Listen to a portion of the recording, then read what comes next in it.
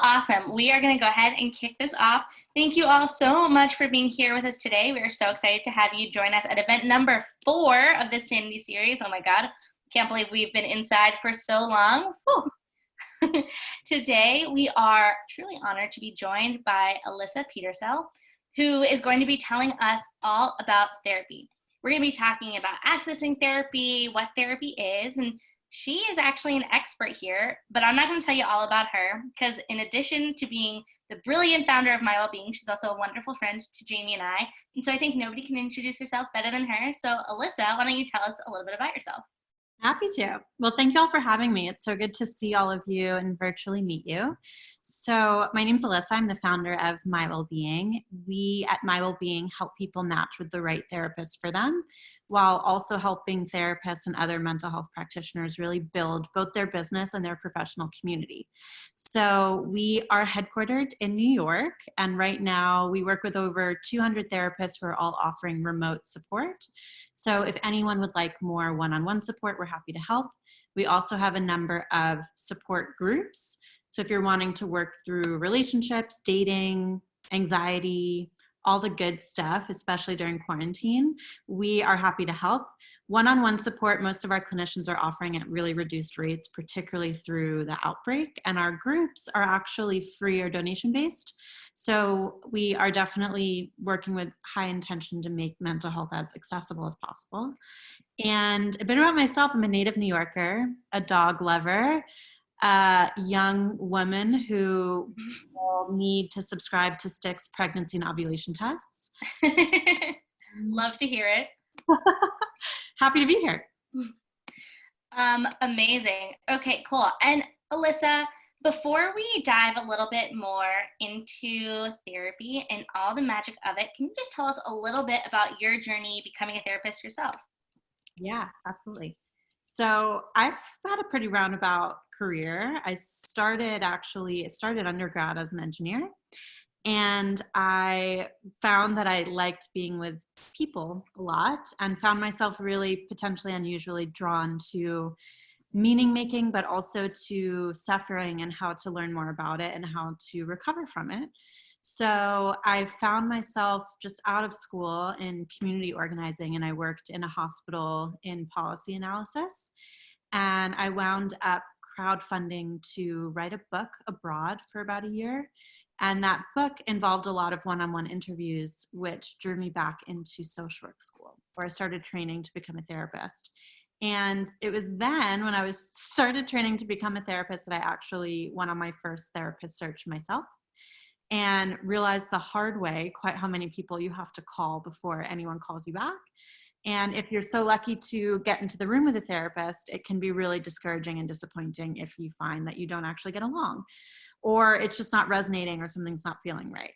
So that was really the impetus for My Wellbeing. And I'd worked for a few years as a therapist as well, and had really the privilege of connecting with people and working through their narrative, working through their story, focused particularly on things like anxiety, identity, and like existential crises, and how to really ground and make more meaning out of those.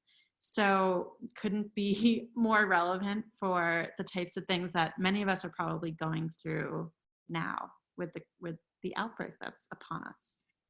Yeah, that is really interesting. And I personally am a longtime therapy goer and a huge proponent, as you know, Alyssa, of therapy. But let's just take a step back for a minute. Can you just tell us what is therapy? Yeah.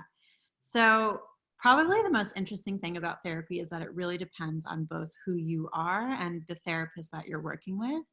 I would say high level, it's space that's designated for you to both process anything and everything that's on your mind, but also really gain a deeper understanding of who you are and inch closer to who you want to be. So you'll start to realize, some types of therapy are a lot more goal-oriented. So you may go in with a very specific problem or something very specific that you want to work on or make progress in. Or you may go in just saying, I want to grow in my work, or I want to become closer to my loved ones or to my partner, or this pattern or this conflict keeps coming up. I want to learn more about that. So that style, you might dig into reasons or patterns why certain things might feel like they're happening on repeat. And by learning more about where they're coming from, you can actually proactively address reducing some of those patterns moving forward. And you'll find after time in therapy that you'll start to realize that when certain triggers or certain things that would ordinarily be really stressful for you resurface, you react to them gradually really differently. And then you start to see over time that you can handle a lot more distress, but you're also a lot more aware of the different things that can be triggering for you. You have more understanding as to why, and you can better position the way that you allocate your time and the types of people and types of relationships that you invest in to really build a life that is super fulfilling for you. Wow, just building a fulfilling life. That's it. No big deal. Awesome. Well, I have so many questions for you, Alyssa, but I also just want to say if anybody else here has any questions for Alyssa, feel free to submit them, put them on chat. You can ask them through the question feature, whatever you feel most comfortable with. Alyssa and I are excited to be taking any and all questions. But I'm going to move on to a really interesting question that actually came up from a conversation Jamie and I had with one of our customers about therapy, who posed this question: is it self-centered to spend an hour talking about myself? Yeah. So, no. Honestly, we spend so much of our time focused on other people, particularly if any of you identify as caregivers or caretakers or have that aspect of yourself that comes to shine either in work environments or in your personal or romantic relationships. There's a lot of evidence to show actually that if you do have allocated time for yourself, you show up better, stronger, more attentive at work and at home. So sometimes it can actually be the least selfish thing you can do to take care of some of the things that are really top of mind for you. Because otherwise, as we were saying with the patterns, if something is really cumulatively frustrating for you or volatile for you or can start to cause tension, those things will present themselves in your other relationships and other engagements. So by having this allocated time to really process them and better understand them, you will be more focused at work. You'll be more communicative with your coworkers and with your friends and loved ones. And all of those things will actually just go to also model for loved ones in your life how they can process more distress and how they can better manage their own mental health. And there is that ripple effect, which is really powerful. That is really, really powerful. And for somebody who's just starting to think about therapy, starting to see what all the benefits could be, and that it really is the most wonderful thing we can do for ourselves and those around us, there's so many different kinds of therapy out there. Can you tell us a little bit more about what are different kinds of therapy and what's maybe right for somebody? Yeah, absolutely. So we at My Wellbeing tend to break the different types of therapy down into three main buckets. One is super directive. Generally or traditionally, something like cognitive behavioral therapy would fall into this bucket. That can be a loud and noisy acronym, and it really just means it's a bit goal oriented. You may have homework between sessions. You may be tracking your thoughts and feelings between sessions, and it's a bit more outcome oriented. Things like coaching may also fall in that bucket, where you're really wanting someone to be an accountability buddy and work with you through something that you've identified as something specific that you want to work on. The second bucket is more like fluid and relational. So a lot of the healing is going to come from the trust and relationship that you build with your therapist. This is the one where you might, dig more into some of the patterns or some of things that maybe have been building within you from childhood through adulthood through now. Some psychodynamic therapies fall into here, which also can be lots of jargon, or for those of you who are familiar with the space, that might resonate with you. And the third bucket is really like a mind-body integration. So things like meditation and mindfulness. Within the therapy world, there's something called somatic experiencing, which is basically trying to identify how your feelings are presenting in your physical body and doing exercises to relieve some of the tension physically, to have some physical catharsis. And there's also a technique called EMDR, which is especially powerful for trauma and healing from trauma and PTSD. So similarly, you would track your eye movements, and the way that your eye movement pattern goes actually relieves certain trauma from both your memory and your body, which is incredible. So you can imagine there are actually like various iterations of therapy within those three groups, but those are some of the ways that we start to think about where one might feel most comfortable or safest to really practice vulnerability and open up. And you can understand that the first one is the most cognitive. It's the most like rational, logical, concrete. The third is the most like fluid and mind body, and it can often be helpful if you know that you're feeling a certain way or the feelings feel particularly raw but you don't necessarily have language for them. Some of the mind body techniques can be really helpful to still process some of those things and release some of them without necessarily having to get into your head or tap into thoughts or put language to feelings that might be too painful to process. Wow, that is so incredible. And I didn't know so much of that. And I thought I was a big therapy aficionado, but clearly I have a whole lot to learn. And we actually have our first question. And just so everybody here knows, if you want to submit a question anonymously, you can totally do that. If you go to the Q&A section at the bottom, you can just type in your question anonymously and we'll never see your name, but happy to provide you all the support you need. So here's a great one. One anonymous person has asked, how long are people typically in therapy? It seems overwhelming and expensive to go indefinitely. Yeah. So this also varies by the type of therapy that you are engaging in. So the first type we talked about, that's the most like concrete or goal oriented. Often those types of therapies can be designated for a specific amount of time. So it might be anywhere from like 6 to 12 to 24 sessions. Sometimes types 2 and 3, but particularly the type 2, can be more indefinite, or it really depends on the specific person, what they're working through, and what their relationship has been like with the therapist. So on average, we see like nationwide, people are in therapy anywhere from like 6 to 12 weeks is the average. Generally, people with My Wellbeing decide to stay longer because they're gaining a lot of value out of the relationship with their therapist and they feel they're making a lot of progress. So we saw last year that people stayed on average for about 40 weeks, which is wild. And really, therapy can both be used for something that is processing a response to a particular grief or event or stressful occurrence, or it can be a really regular proactive maintenance that you have this time. It can be like a long-term practice, just like going to the gym, that you might not exercise for 3 months and then stop. It may be in your best interest to go regularly, basically forever. And that doesn't mean that there's anything wrong with you. As far as expensive goes, it's worthwhile to look into something called out-of-network benefits, which often we have and don't know that we have. And there are some resources that can be really helpful to help learn what those are. So one, for example, is called Reimbursify. And Reimbursify, for $2, you can basically submit your super bill or your invoice from your therapist, which is just a paper printout of the service they provided. And if you submit that to Reimbursify, they will get your out-of-network benefits for you and direct deposit it to your bank account for $2, which is great. Also, you can talk to either a new therapist who you're wanting to start with or your existing therapist about sliding scale. So an occasion to talk with your existing therapist would be, perhaps your financial circumstances have changed.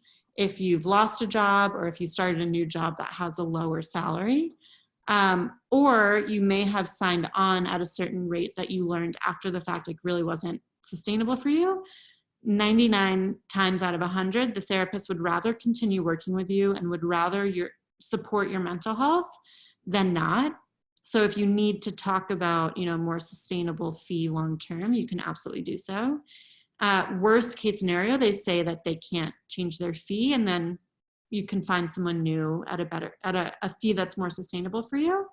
And for those of you who are starting therapy for the first time, you can always ask about sliding scale, either by email or during a phone consultation with a therapist. At My Wellbeing specifically, you would put in a fee that you can afford, and we actually take that into account for the matching.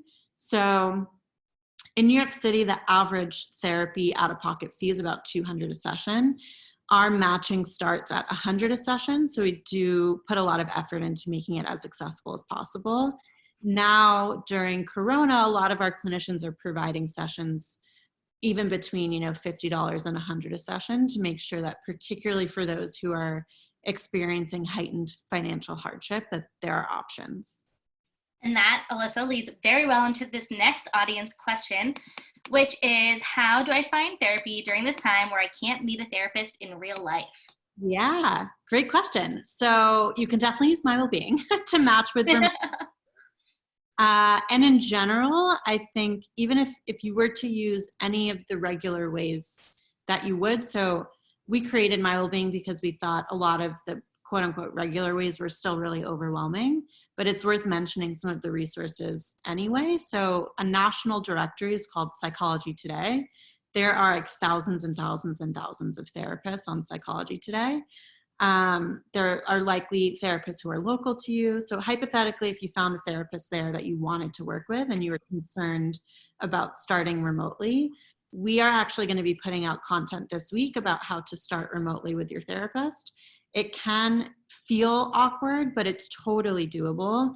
And the therapist is there to support you. So a lot of therapists are usually providing services in person. They may be going remote for the first time. So they're learning it with you. And really, they're there to support you. So they're there to learn it together and to just be there for you and be a sounding board and support system for you. So if you were to use My Wellbeing, you would fill out your preferences, and rather than sifting through a directory and having to look through a bunch of listings on your own, you would actually share some of the things that you're looking for. And then we send you the best 3 matches according to your needs. So according to style preferences, the issue areas you're hoping to work on. And then you can have a phone call with 1 or all 3 of those people and choose from that phone call who you feel the most rapport with and who you'd like to start with. And all throughout the way, we'll send you supportive content to help walk through each next step. So those are 2 really great places to start. You can always ask friends and family, or ask professors, or ask your doctor. It's more of a word of mouth approach. Something to keep in mind is that different people respond differently to different therapies. So even, a therapist may be like the perfect fit for you or for your friend, and you or your friend might want something different. Amazing. Sorry, everybody, my dog just busted through the door of what is my makeshift office and jumped on my lap. So I think he really wants to learn about therapy too. Therapy, yeah. Yeah, so it's just good to be mindful of it's possible that your needs are a little bit different. And if you meet with someone and they're not totally jiving with you, that also does not mean there's anything wrong with you, or does not mean that therapy as a whole isn't right for you. It might just mean that that particular person and their style, or even their personality, wasn't a puzzle piece fit for you. And it's worth talking to 2 or 3 just to get a sense even of what's out there, and get a sense of what does jive more with what you're looking for. Awesome. Cool. Well, we have still more questions rolling in. Remember, if you want to ask anonymous questions to our therapy expert, Alyssa Petersell from My Wellbeing, go ahead, feel free to put them in the chat or in that Q&A section. Here's a great one. What are examples of topics to talk about in therapy? That's a great question. So therapy is the best space ever. You can literally talk about whatever you want. So during the situation that we're going through right now, examples of things that you might want to talk about are, hypothetically, maybe you're quarantined with a significant other. You might want to talk about how to process conflict resolution while you're in such close quarters, or how to process maintaining time for yourself when you don't necessarily have physical space to do that. Or if you are quarantined without a significant other, or you were dating before, you might want to talk about feelings of loneliness, or feelings of maybe fear or doubt, like, will things ever return to normal? Will you ever find love? Because dating is ruined because we're all alone in our house. Yeah. For there might be some career stress or career existential anxiety around, can I do this job remotely? What does work look like on the other side of Corona? Like, these are all things that you can talk about. For particularly right now, I think some things that are more like pre and post Corona, you can talk about like your relationships with your siblings or parents or pets. You can talk about loved ones for sure.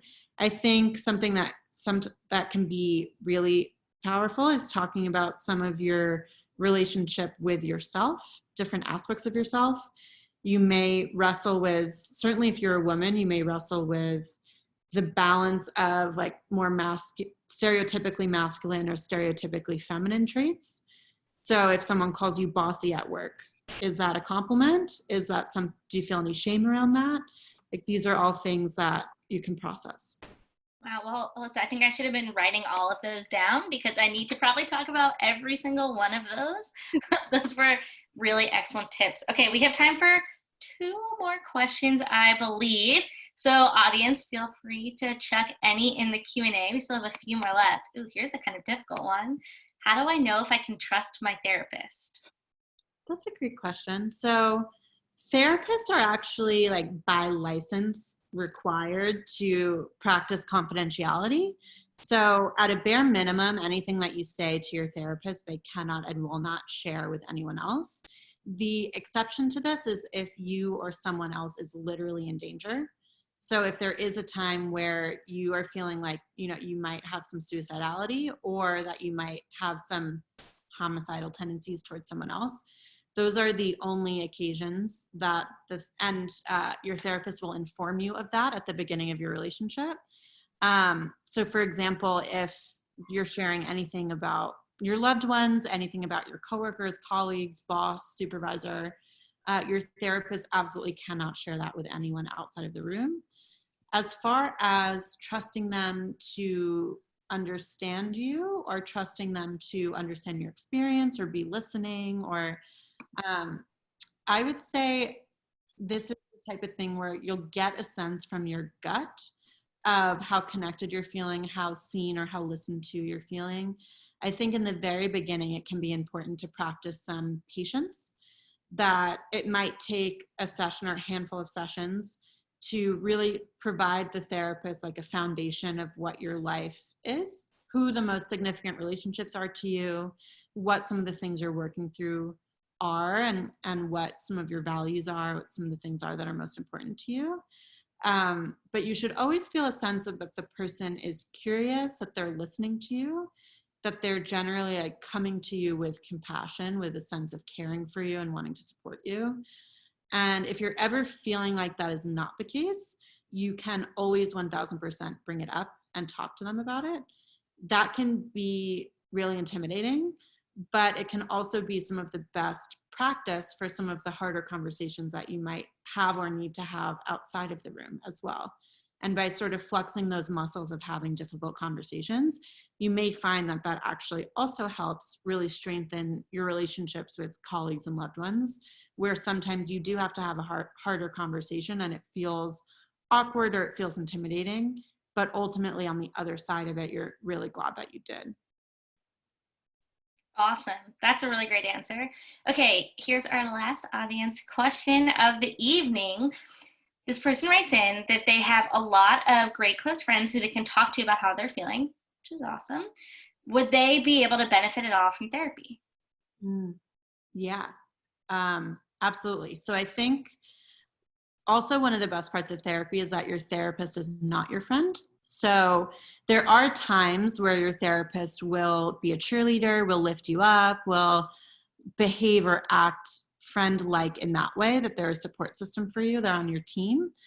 But there are also times where it's important for your therapist to challenge you and to say the thing that maybe you don't want to hear, or say the thing that maybe you weren't seeing for yourself. It's also helpful that your therapist is not personally invested in any of your other relationships. So your friends, for example, are certainly personally invested in you. They're also you are personally invested in them. So they won't necessarily want to tell you something that might upset you, for example, or that you might not agree with, or they might be connected to other people in your life. So you might not feel as comfortable being unfiltered with them, talking about things that may affect someone else or may have a ripple effect. So with your therapist, you can really not have a filter, and it is literally their job to wholeheartedly listen to you and support you and reflect the things that they're hearing. And they don't have a lens of bias or really a lens of really needing to like protect any of these other people.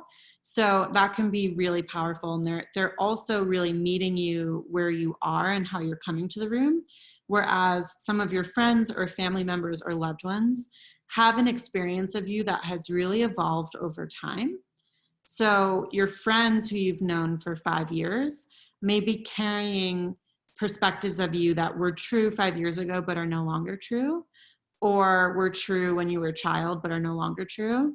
And with your therapist, they're really like, they're processing the things that you are choosing to bring up and choosing to present, and the narrative that you're creating in that new relationship.